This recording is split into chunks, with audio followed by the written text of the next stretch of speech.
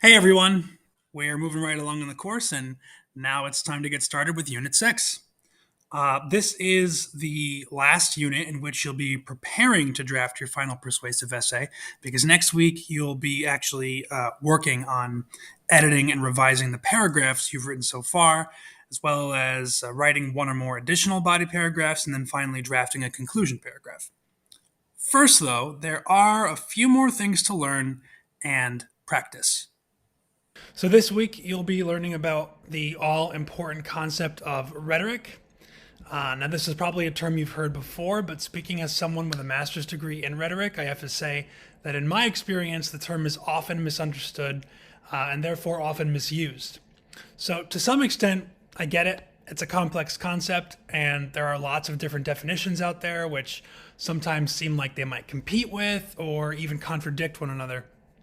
And in fact, you might be exposed to, different definitions as you make your way through this unit. For now, though, to keep things simple, we'll say that rhetoric is the art of effective persuasion.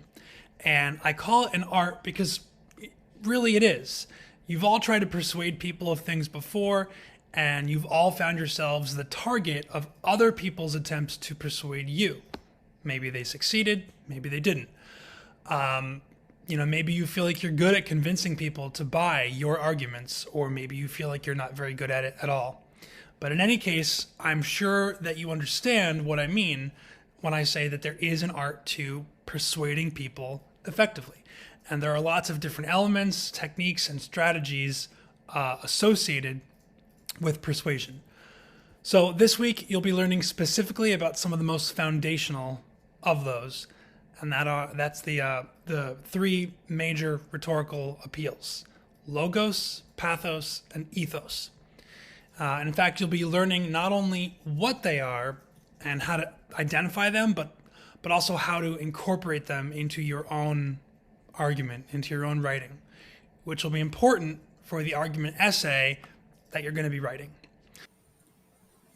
Now, the assignment that you'll be completing this week for Unit 6 is very similar to the assignment that you completed in Unit 3, where you were provided with a series of pre-written thesis statements, and you were provided with some topics, and you were asked to make revisions and to elaborate, and then to justify, why you had done what you did.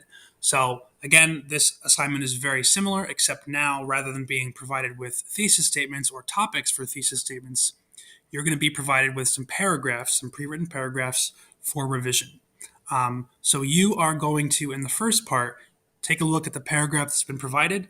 You're going to go ahead and revise it. And you will do this in the document that is posted for you in Blackboard. Okay, there is a downloadable Word document. It looks exactly like what you see on the screen here. Please use this document. Please do not copy and paste the contents of this document into a new document or directly into the Blackboard text editor. Please use this document. Okay, I want to be clear on that. This is your template. So anyway, that's part one. Part two, you will follow the instructions here.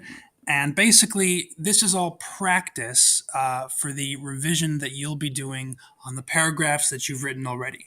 For this unit, you do not necessarily need to be working on revising the body paragraphs you've already written, although you may decide to do that if you would like. I would encourage you to wait until I've returned your body paragraphs to you with some feedback so that you have some ideas, for how to go about that revision, although maybe you have your own ideas.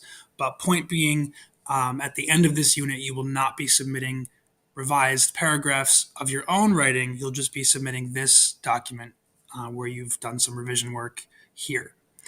Now, you will also be completing a journal this week, and in that journal, you'll be reflecting on what kinds of changes you think you need to make to the paragraphs you've written, as well as what you're looking ahead to with regard to the additional body paragraph or body paragraphs and conclusion paragraph that you'll need to write as you wrap up your work on the persuasive essay. So again, please be sure to read these instructions carefully. Please be sure to read the feedback that I'm providing you. Use this template And I think that's about it. But as always, folks, if you have any questions or concerns or you just need some additional support, please don't hesitate to reach out to me, and I will do my best to get back to you as quickly as I can and help you however I can.